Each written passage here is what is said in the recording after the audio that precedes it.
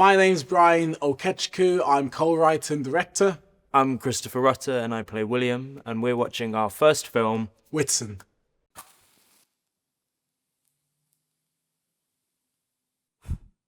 Oh Lord. Whitsun is about a young lad coming into terms with his sexuality while his fears and anxieties centered around his responsibilities to his father and church catch up with him as I well. thank you for the gifts you have bestowed upon us. So go on, tell me about William. For that will be our Well, it's what you said to me. William was basically me. Just In life, didn't even try to write myself, put a lot of myself into that character. an important. Throughout this film, spoilers, he is gay. So obviously he is gay in a religious family, and it's just him kind of working through his sexuality and the responsibility he has to hold with his father and with his church. And at this point in the film, at this very start, and I wish obviously in the feature kind of setting there'd be a kind of journey throughout it. But What's that about feature?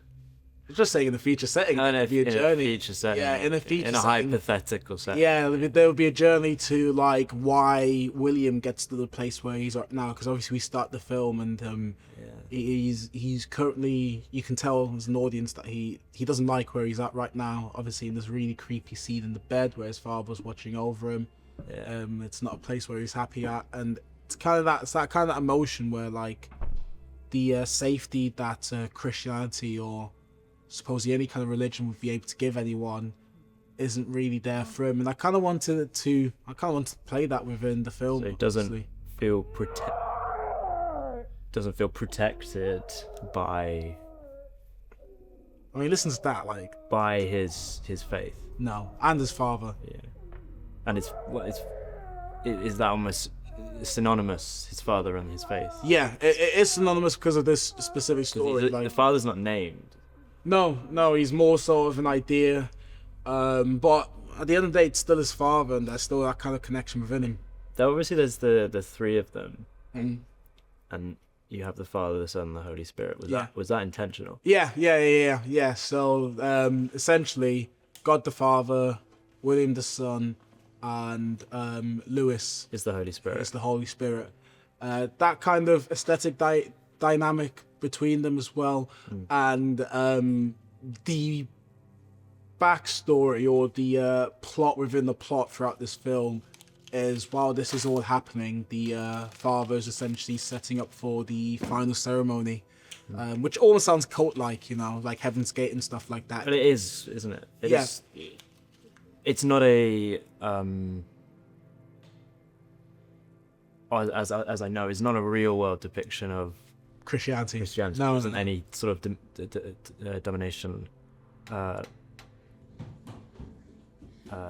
that's like this, really.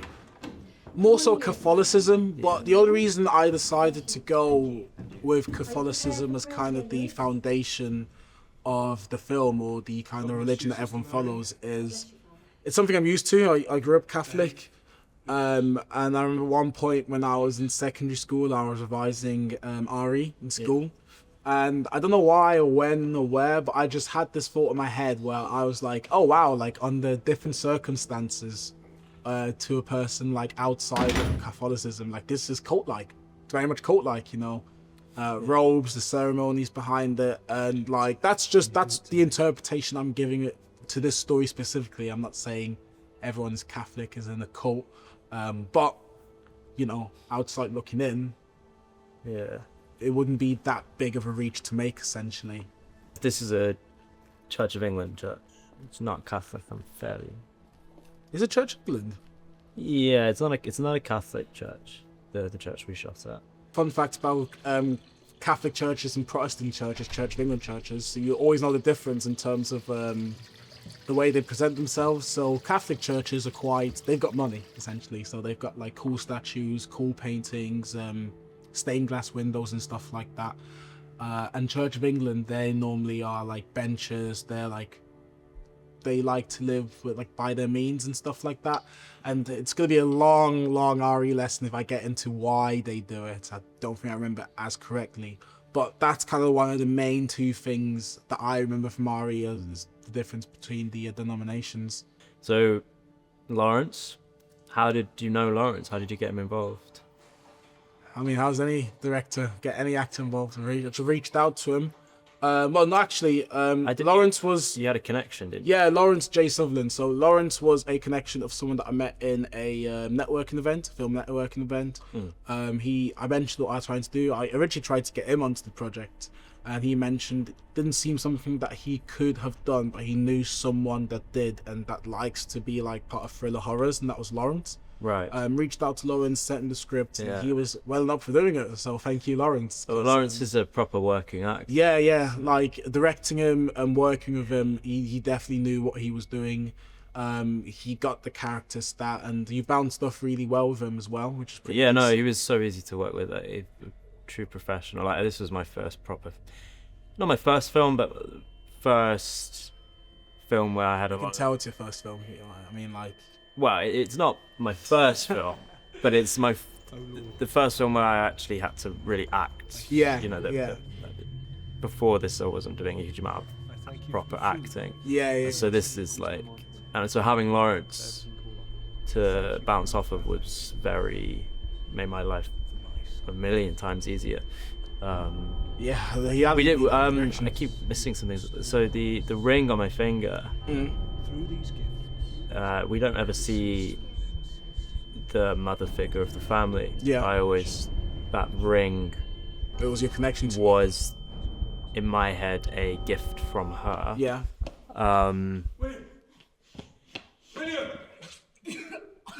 Yeah, so that was me vomiting, and I had. I love the scene though. This is Yeah. my favorite scene within the whole film. It's obviously the most psychedelic we've gone. With a short budget as well, I think there was a reality in the very early drafts where So, what is going on in his head there for you? What was the intention behind what happens there from a mysticism perspective? So really what was happening was it was all part of kind of like the ceremony with the tabernacle and the incense. The incense was there to kind of blur the veil between the real world and the demonic, I mean to say. Yeah, demonic. But you're just a host at this kind of point. You're being set up. Well, William, not you, but William's being set up for this massive ceremony. But at the same time, William was none the wiser, and he's more so done. He's done with this all. This is very much at the point of the film where he's kind of like just falling out of love to Catholicism, falling out of love with everything. He's losing he wants to do. his faith. Yeah, he's actively losing his faith, and it's quite ironic. Obviously, the whole some people may say like people that are part of the LGBT community like don't deserve that type of love, and Yeah. I guess what this film really is playing on the horror of that comment. Yeah, it's an allegory for that in a way. It's basically the allegory for that comment.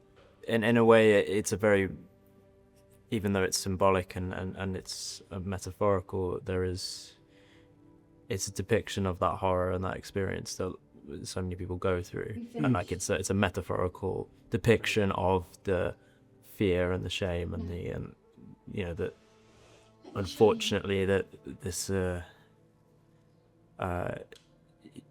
religion has imposed on so many people. Yeah, in specific circumstances, but this is not trying to say that everyone that is in a church. Obviously not. No, it's not saying that. But it's the horror for the individual, it's mainly. personal experience. Yeah. It's not. I think it is critical, but I think it's allowed to be critical. It's not critical to the point of full on. It's not like to the point where it's completely just stripping down the church and No, throwing it away. I don't think at any point I'm Really basically. It's less of like me critiquing the church, more so of me using the church's aesthetic to tell essentially a possession story or like a demonic resurrection stories, and instead of having like the Blair Witch Project with its kind of like esoteric or like it's really ancient kind of aesthetics. Like, you know, you've got like the sticks where they make runes out of it and stuff like that. I've just used what I kind of already know. So this like, is the first time that we see Pete in a second. Yeah. Peter, who plays the demon, Yeah. the red figure, The red figure. and the figure is purposefully made to look like a Jesus-like, Yeah. but it's not Jesus. No. It's a Jesus-looking. No. But like if you think about it, like the aesthetic as which you see later on when you see full Pete, crown of thorns, bloody red body. Yeah. If you deep, it's quite horrific that. Yeah. And I was just trying to play onto that, like that. Imagine that as like it's like an entity that is essentially stalking William. But then at the first part of the film, you know, the audience essentially sees this entity, but then for William, that entity is also kind of his repressed kind of emotions and his sexuality as well, always creeping up as well. Tom Partridge. Yeah. Kelly, as he's now. Oh, Tom Kelly now. Yeah, we've known Tom since college. Yeah. So Tom's a great actor. Fantastic. You really bounced off of him from there. Just the scene in the. This scene was very easy to. It was the easiest scenes you've done. This is one Hottest of the. day as well, guys. Very hot. This scene. Charlie really worked on the dialogue for this, didn't he? Yeah. Yeah. And the next scene at this tree, which I think was beneficial to the film overall. Well, it's just like in a film like this, I just needed to show what was at stake for William, essentially. Yeah. It's all well and good saying that, you know, he's kind of got these repressed emotions away. Yeah. But definitely having a scene where we kind of see where or who that emotion's centered around, just to see essentially what, in some senses, and one kind of perspective, what William's fighting for or trying to gain. Or, as you watch later on, what William will lose as well. I think it holds up completely. Like, just rewatching it now, I haven't watched it in a good while, and it is... The stuff that we did well, I think, has held up. The fact that we just went out and did this, you know... I remember there was a call between me, you, Charlie, and Joel. Yeah. And there was almost like a two-way split. Do we shoot it this summer? Do we shoot it next year? Yeah. It was during because we were planning it throughout COVID, and then we shot it when we essentially freshly came out of it, and like all the tier systems got put into place. Yeah. But at that time, when I got presented with it, essentially what you said, I thought to just make it because that's. Yeah. I learned so much while making this film, and I felt like if we had waited a year. And things would done it. The butterfly effect. Things would be very different. Yeah. If we hadn't made it that year, would we have even made it the following year? I don't know. I don't think we would have. But so it's. Don't forget that. Yeah, this really did start everything, and it was. We definitely bit off. You bit off more than you could chew. I ripped more than I could chew. Yeah, there was. I had so much in that. I had a 40-minute film, you know. Child actor, adult actor. I had very complicated set pieces, which will come up quite soon. Shooting in a church. Yeah, one thing I learned while doing this was like, like writing something in your head is solely different than like putting it to practice. And then actually putting it. Yeah, like so you'd be writing like, oh yeah, this is so sick, like bunch of paper falling around the character looks really cool, and then you're just there with the DOP and the crew, and it's just like, how do we do it? How's the paper gonna fall? And then you know your first idea is just throwing it, you know, you throw the paper. It just doesn't look as good. And then that's the thing I also learned, like obviously things in your mind as a writer might not necessarily translate as well on screen due to many reasons, due to location, due to budget, due to time as well. Time's like the biggest thing in film, like you can never have enough time. You just never have enough time for whatever. Yeah. So this scene. Maybe he's taking a break. Can I sleep in here, please? I'm just looking at the shit. The coat. Do we mention Alex's hair? No, I think his hair's fine. Because It's like a film thing. Like, if people are gonna get at this hair, being like, "Oh, it's so perfect for a kid that's just walked out of bed," it's like, yeah. He's just got out of bed and he's got a gel in his hair. Hey, like, again, this is that sort of thing was. It kind of went under the radar because we were. But that's the sort of thing that like other crew members will be looking at. And Yeah. we didn't have like an entire production unit. We had Soph there for like a couple of days, but not there the whole time. But we didn't really care for continuity in that. Yeah, we didn't like. Father? We cared about continuity, but we didn't have anyone. We didn't understand it. Yeah, we didn't understand it or how detailed and specific you have to be, and how like 180 break. yeah, and how like. And the worst thing is when you clock a continuity issue after the film. I'm not gonna say where it is. You guys can guess. But like, Father? you've not even clocked the continuity issue, have you? Oh, I know what the continuity issue is, but I don't think it. I don't think It doesn't break it. It doesn't break it. I realized I just said 180 break, and I don't think it actually is a 180 break. So I think Joel's looking at me off camera like, "What are you talking about?" So let's cut that. Pretend I didn't say it.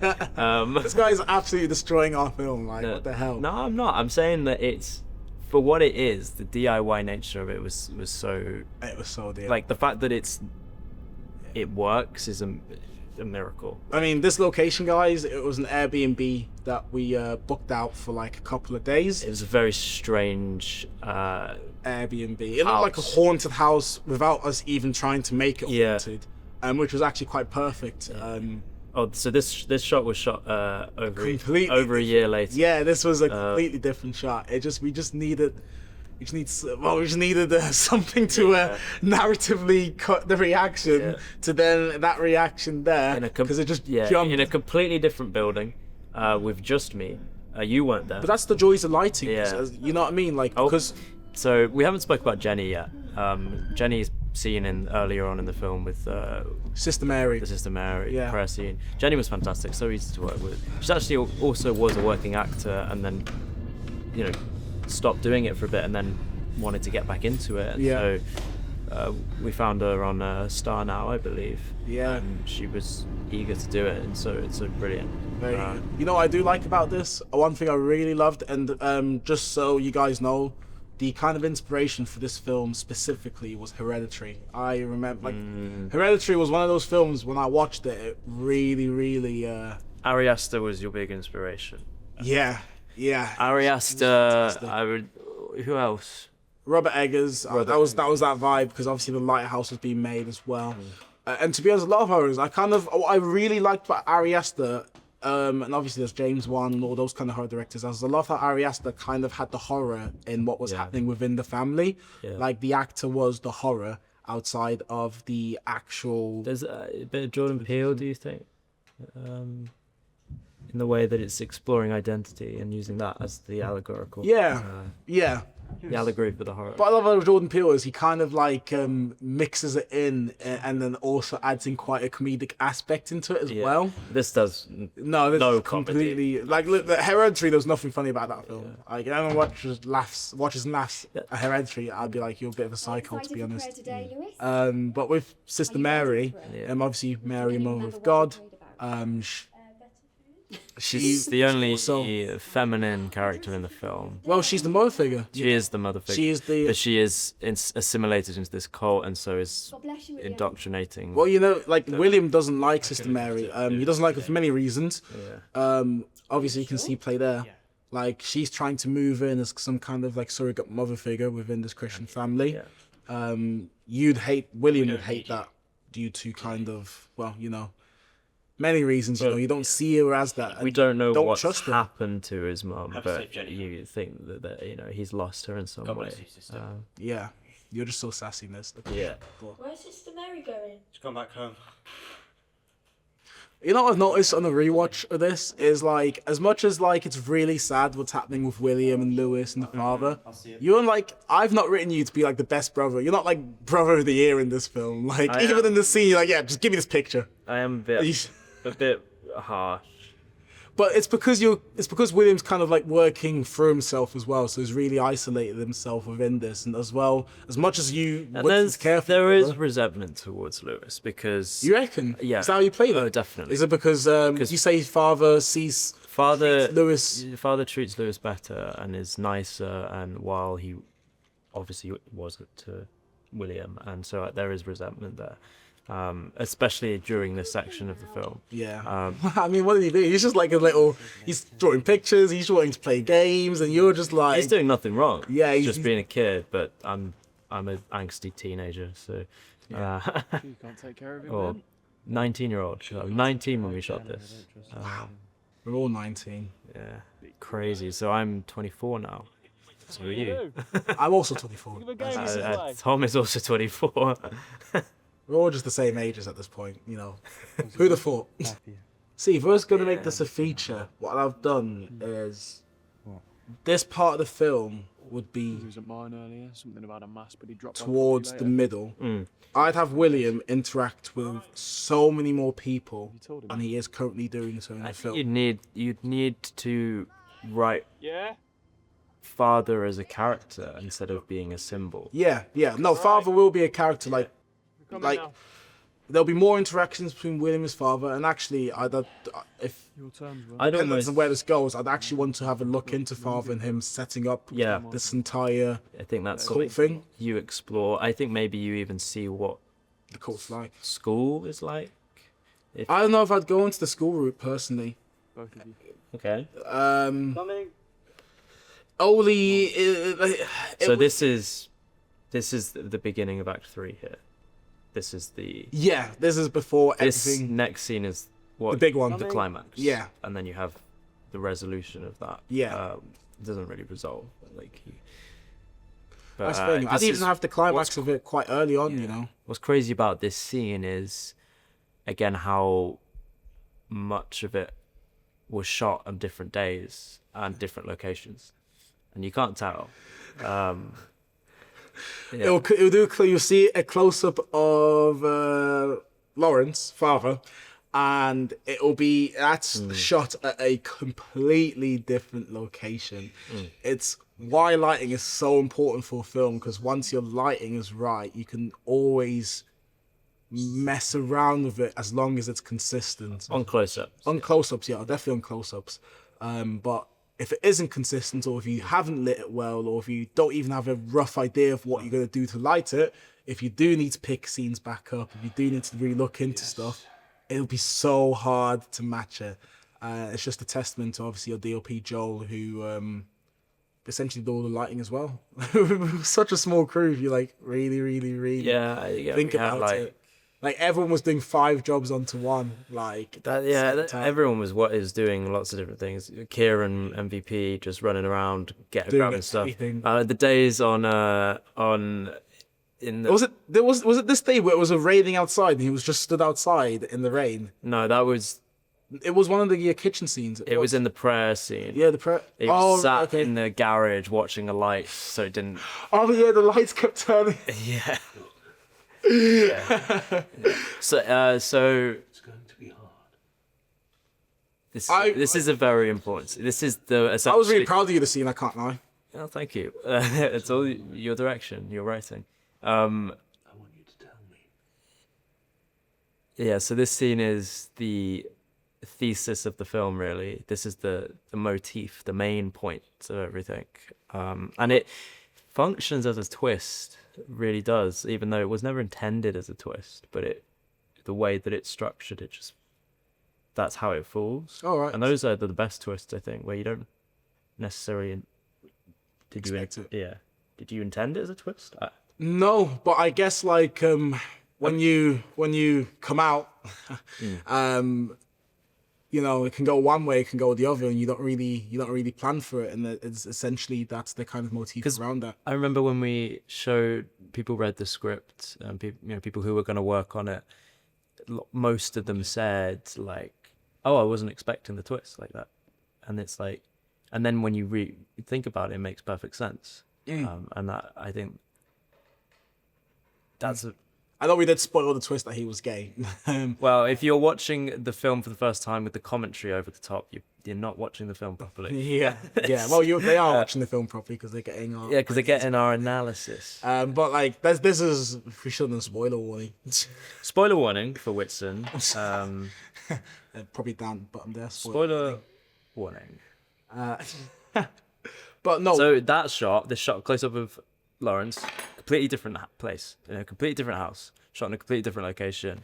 We didn't have Alex there, so I was off camera reading cueing it, him, and I was off camera reading this as well as Alex. Essentially. and so that shot of me, Lawrence wasn't there for that shot.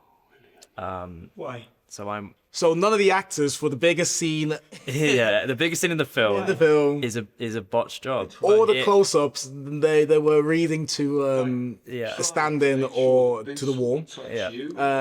There was a shot. Remember the pan?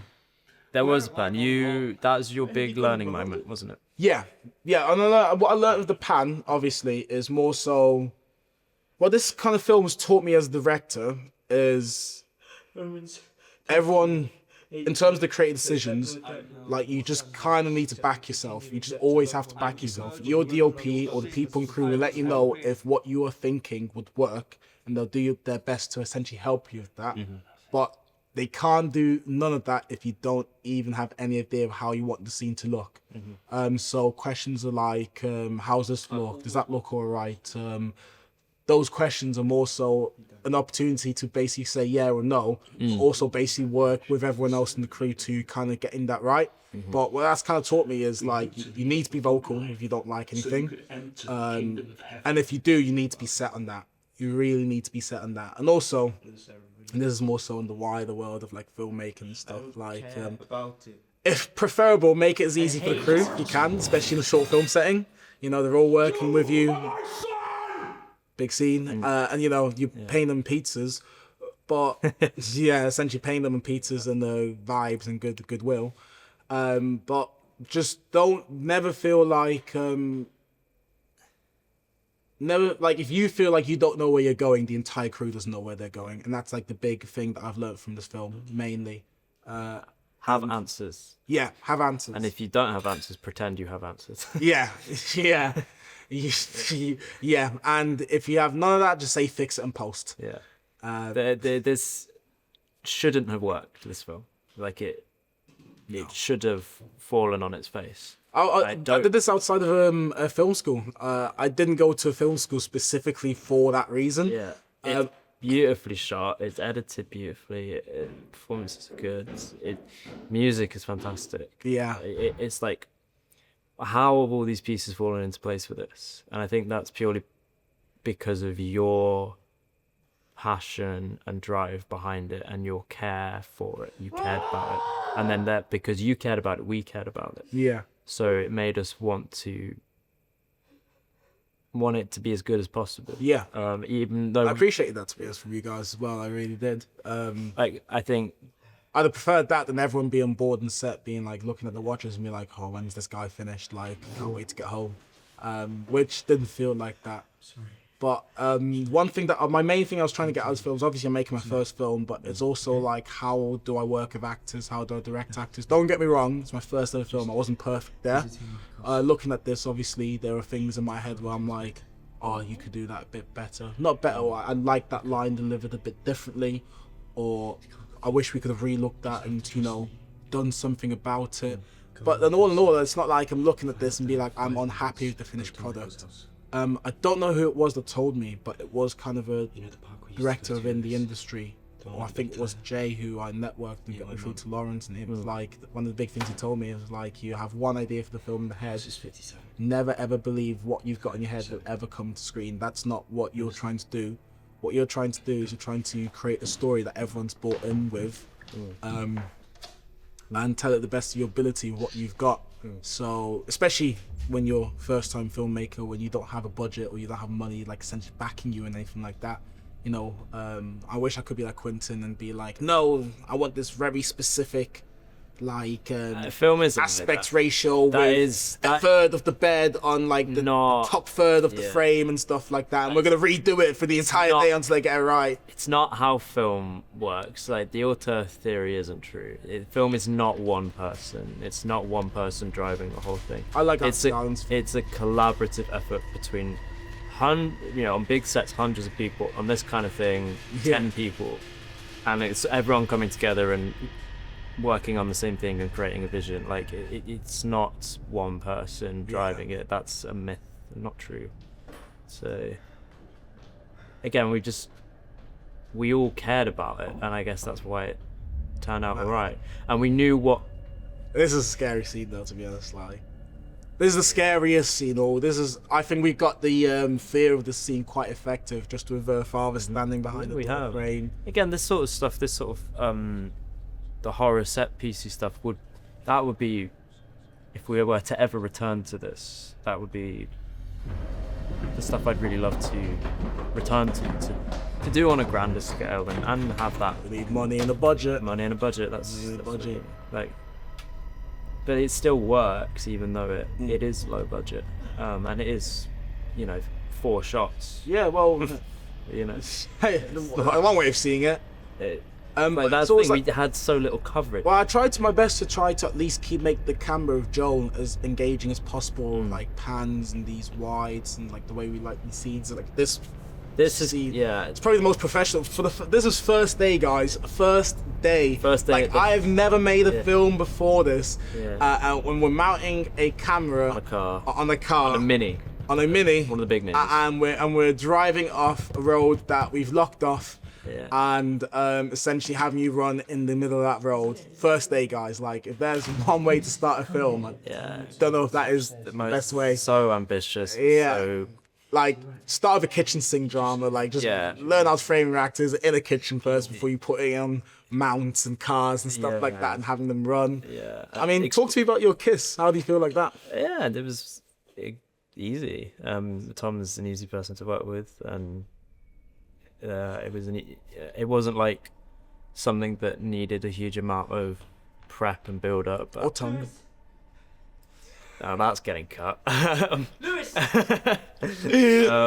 So, and here's the sort of the conclusion of that Leviticus 18, kind of when the big one. Yeah, it's when the concept of homosexuality is mentioned for the first time, and it is considered a sin.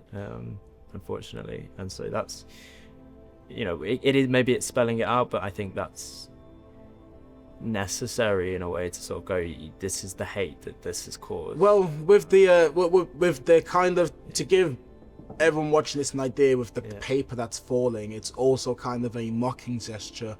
Like throughout the film, William rips out Bible pages. And these pages, these quotes that he's ripping out, seem to follow him everywhere. Yeah, they appear everywhere. Which, one way that you can look at it, the way I was seeing it when I was writing it, was more so like, these are the quotes in his head that are like causing him a lot of grief, and that's why he rips them off. And obviously they follow and mock him essentially with that last paper falling being Leviticus. But I felt like actually on set the paper genuinely did mock us because we couldn't get it falling the right way. No, like it's just having paper fall like any way that you need. It will go in any direction. Especially like Bible paper, and that's like the thinnest you can ever get. Like you don't get any thinner than that. What did we do? We like glued some gaffer tape on the back. Yeah, we put some a bit of weight, so it had to drop it. But even then, that wasn't perfect. So this is a fantastic shot. I love this shot. We got all your friends, all the people in Hagley. These are just my mates and family and just other randomers. Like 3 randomers. Emma Kiesel. Oh, she gets her seat. First appearance in an FBF film, just being a fantastic supporting artist. Jenny. I love this. Jenny's being fantastic. See, in the future, this would be like near enough Midsummer. You'd have like Hereditary. You want more people. You want, that's the kind of intention. But it's still like, even in the feature, like because of the short runtime, what I'd have wanted is like them robing up Pete, like them essentially washing the blood from him and then robing him up, and then he turns round for that final scene. So like there's a lot. Creation of Adam. Yeah, one of my favorite paintings ever. Why did you wanted it, why did you want it to end on that image? Well, creation of Adam, creation of Adam painting, you can take a lot out of that. You know, the union between man and God, man and the divine. Obviously, I'm playing it like with man and the demonic, essentially. But also, it's kind of like where those fingers kind of nearly touch. That's where the bridge will be made, and that's where he would be finally, the red figure, finally be essentially assimilated into this world, essentially, this present world in Whitsun, and that's how it kind of, like, in the future, this would all end at that scene. I don't think that scene changes at all. At the same point. Yeah. It's just to get to that point There'd be more to get to that point. And I think, obviously, the ceremony, with what we've got, I think we've done quite well. Yeah. Especially with the amount of heads that we've put into that church. But there'd be kind of a lot more steps to show that it was a ceremony as well. Yeah. I don't think we've spoken about enough people and everyone who put time and effort into it. And I think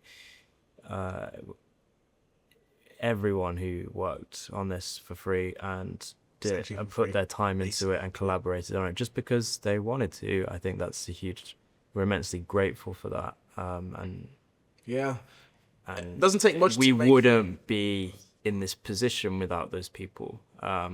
So yeah, I was gonna say, like, I kind of say it doesn't take much to make a film, but it does mainly. And this is from someone who just liked writing stories.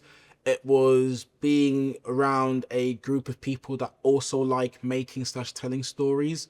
All that, but essentially we're all at the same point in our lives. Obviously, some people have more experience in different kind of fields and crafts, but it isn't like we're at the point where we were being paid. Like, none of us were being paid. We're all 19, and obviously we'd all have the dreams to, like, become big directors that we'd get paid. But it's essentially the journey to that. And I always like to say, when people reach out to me, and like some people reach out to me and say, like, oh, how do I get started? I just say, listen, like, the best people that you can get started with is people in your field right now, your general people. Find like-minded people. Yeah, finding like-minded and if you people. Can't, you gotta put yourself out there and try and networking events. Like, half this film got together because I went to these, like, networking events and I just talked to people about it. You told people about the film, you told people about the idea, you spoke to as many people as you possibly could. You knew me, you knew Charlie, you found Joel through Charlie, you know, and it's that level of just talking to people. Yeah, just put yourself out there. It just made it happen, and that's in a way all you need. Yeah, because like ideally you want more. Like that. Well, yeah, you would want ideally you want it to be, you want money, you want it to be financed, but if not, what you can rely on is people who care, and if you can find those people, that's gold, and that's what will help you make it. Whitsun, the start of the journey. I think we'll come back to it at some point. He's trying to tease for this. Yeah, we will. He's trying to soft launch this feature. But yeah, it probably would be something that we're coming back on, dependent on, well, how FBF grows. We've got about 16 shorts, 6, and more to come, and feature to come. Thank you for watching our Whitsun commentary. If you want to watch the film without us talking over the top, please check the link in the description. And if you want to see any of our other films, please check out our channel. So thank you for watching. Thank you, everyone.